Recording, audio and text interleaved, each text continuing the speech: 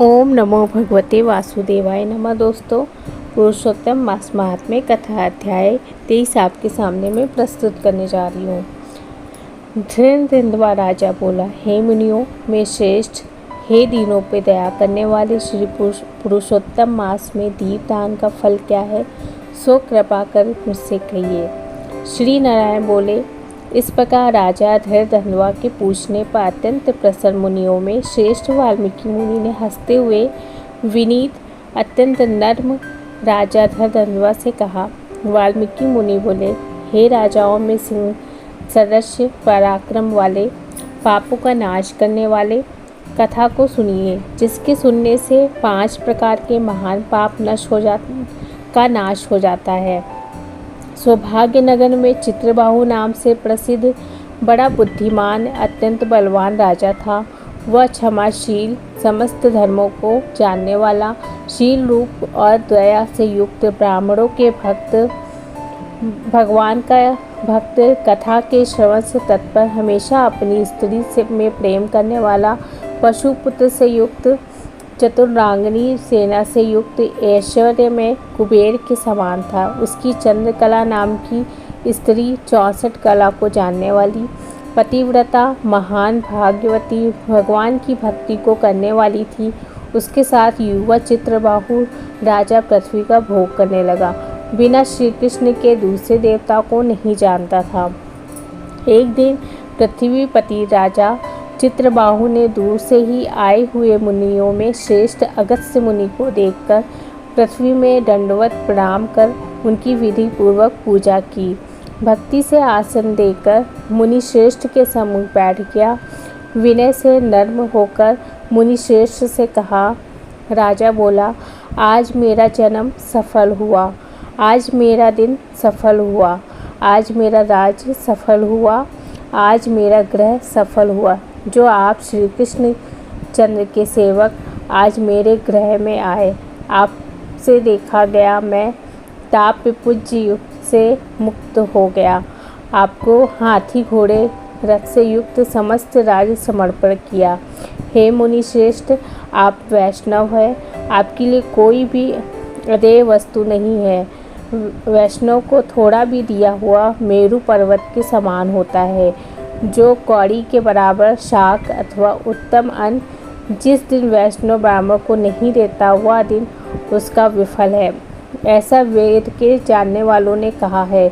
जो कोई द्विजाति विष्णु भक्त हो, वे सब पूज्य हैं, उसका वाणी मन क्रम से सत्कार करना चाहिए।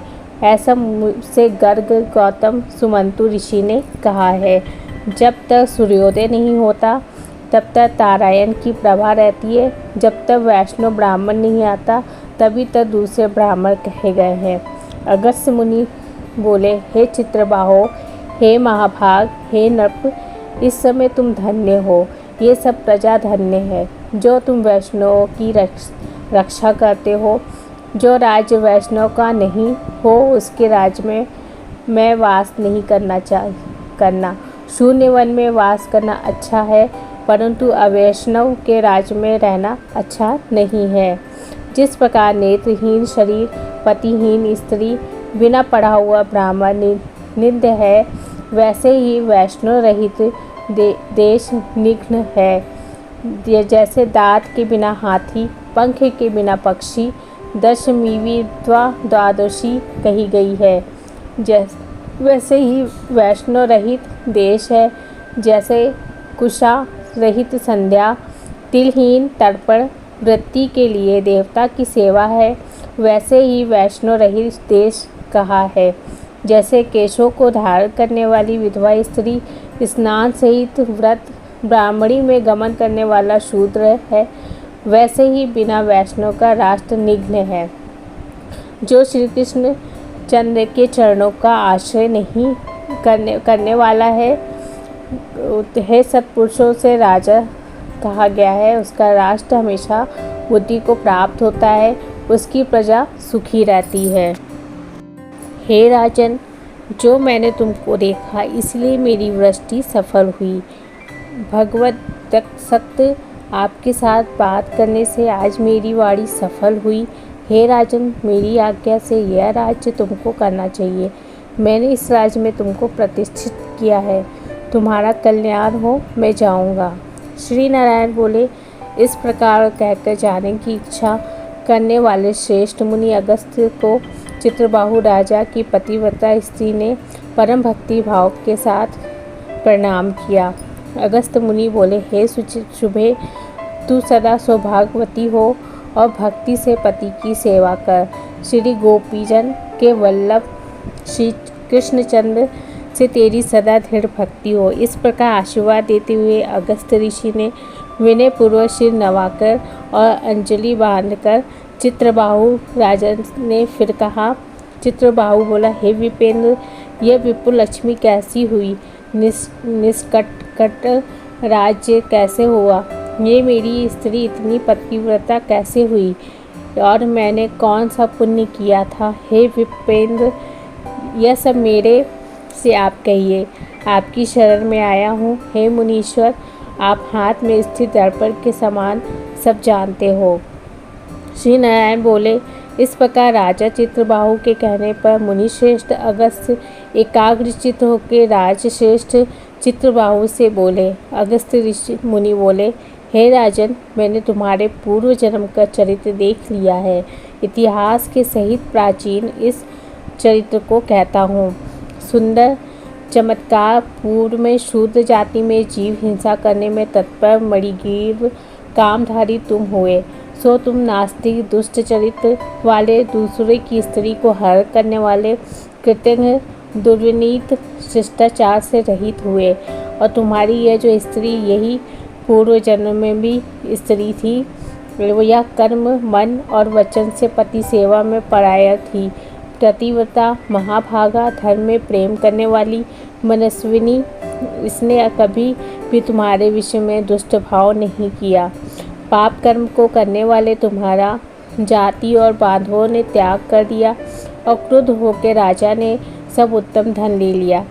फिर उस समय बचा हुआ जो कुछ अवशेष धन था उसको जाति वालों ने भी ले लिया।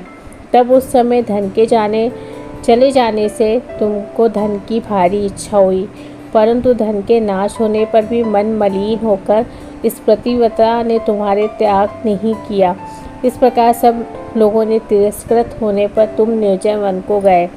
हे महीपते, वन में जाके अनेक पशुओं को मारकर अपनी आत्मा का रक्षण किया। इस प्रकार स्त्री के सहित जीवन निर्वाह करते हुए धनुष्य को उठा के मणिग्रीव मृग के मांस को खाने की इच्छा से बहुत से सर्प और मृग से भरे हुए वन को गया। उस मनुष्य से रहित वन के मध्य मार्ग में उग्रदेव नाम के महामुनि दिशा ज्ञान के नष्ट हो जाने से व्याकुल हो गए। हे राजा, मध्य के समय दिशा ने अत्यंत पीड़ित हो वहाँ ही गिरकर मरणासन हो गए। उस समय रास्ते को भूले हुए उस दुखित ब्राह्मण को देखकर तुमको दया आई। उस ब्राह्मण को उठाकर उसके साथ लेके तुम अपने आश्रम को गए। उसे दुखित ब्राह्मण को तुम दोनों स्त्री पुरुष ने सेवा की। एक मुहूर्त के बाद उस समय महायोगी उग्रदेव चैतन्यता को प्राप्त हो आश्चर्य करने लगे कि मैं वहाँ था, यहाँ कैसे आ गया, उस वन के बीच से कौन लाया। श्री नारायण बोले, मणिग्रीव ने उस ब्राह्मण से कहा, ये सुंदर तालाब है, इसमें कमलिनी के पुष्पों से सुगंधित शीतल जल है। हे ब्राह्मण, उस शीतल जल से स्नान करके मध्या की क्रिया करके फलाहार करे और सुंदर शीतल जल का पान करे। इस समय मैंने रक्षा की है, आप सुख से विश्राम करें। हे मुनिश्रेष्ठ, आप उठिए और आप कृपा करने का योग है। अगस्त्य बोले, उस समय उग्रदेव ब्राह्मण श्रम रहित सावधान हो मणिग्रीव का वचन सुनकर तृषा से व्याकुल हो उठा।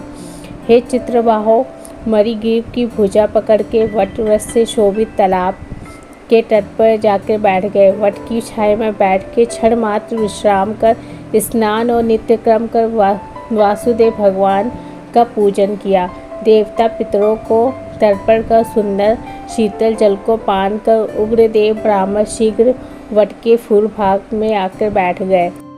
पत्नी सहित मणिग्रीव ने मुनि श्रेष्ठ उग्रदेव को नमस्कार किया और अतिथि सत्कार करने की इच्छा से विनय युक्त वाणी से बोला। मणिग्रीव बोला, हे ब्राह्मण, आज मुझको तारने के लिए आप मेरे आश्रम को आए। आपके दर्शन से मेरे पाप नष्ट हो गए। इस प्रकार उस ब्राह्मण से कह कर प्रसन्न मणिग्रीव स्त्री से बोला, आई सुंदरी, जो स्वादिष्ट पके हुए फल हैं उन आम्र फलों को तुम जल्दी लाओ और विलम्ब मत करो। हे शुभानने, और जो कुछ कंद आदि हो उनको भी ले आओ। इस प्रकार स्त्री अपने पति के वचन को सुन फलों को और कंद आदि को हर्ष से ब्राह्मण के सामने रखती है। मणिग्रीव फिर मुनिश्रेष्ठ से वचन बोला कि हे ब्राह्मण, इन फलों को ग्रहण कर मुझ स्त्री पुरुष को कृतार्थ करे। उग्रदेव ब्राह्मण बोले, तुमको मैं नहीं जानता, तुम कौन हो, सो मेरे से कहो। विद्वान ब्राह्मण को चाहिए कि अपरिचित का भोजन नहीं करे। मणिग्रीव बोला, हे द्विज शार्दूल, मैं मणिग्रीव नामक शूद्र जाति का स्वजनों से, जाति वालों से, अपने बांधवों से त्यागा हुआ हूँ। इस प्रकार शूद्र के वचन सुनकर प्रसन्नात्मा उग्रदेव ने फलों को खाया, बाद में जल को पिया और ब्राह्मणों को सुख से बैठ देख मणिग्रीव उग्रदेव ब्राह्मण के पैरों को अपने गोद में रख के दबाता हुआ फिर वचन बोला। मणिग्रीव बोला, हे मुनिश्रेष्ठ, आप कहाँ जाएंगे? इस निर्जन जल रहित हिंसक जंतुओं से भरे दुष्ट वन में कहाँ से आए? उग्रदेव बोला, हे महाभाग, मैं ब्राह्मण हूँ, प्रयाग जाना चाहता हूँ। इस समय रास्ता न जाने के कारण भयंकर वन में चला आया हूँ। उस समय थकावट और प्यास के कारण क्षण भर में ही मरणासन हो गया। बाद में तुमने मेरे प्राण की रक्षा की। हे मणिग्रीव, बोलो तुमको मैं क्या दूँ? हे मणिग्रीव, तुम दोनों स्त्री पुरुष ने किस दुख के कारण वन में आश्रय लिया है, उस दुख को मुझसे कहो, मैं उस दुख को दूर करूँगा। अगस्त्य मुनि बोले, इस प्रकार उग्रदेव ब्राह्मण के वचन को सुन के अपनी स्त्री के सामने उस मुनीश्वर उग्रदेव की प्रार्थना कर दरिद्रता समुद्र को पार करने की इच्छा वाले मणिग्रीव ने अपने कर्म के भयंकर फलस्वरूप वृतांत को कहा। आगे का वृतांत अगले अध्याय में लेके प्रस्तुत होंगी। तब तक के लिए राधे राधे।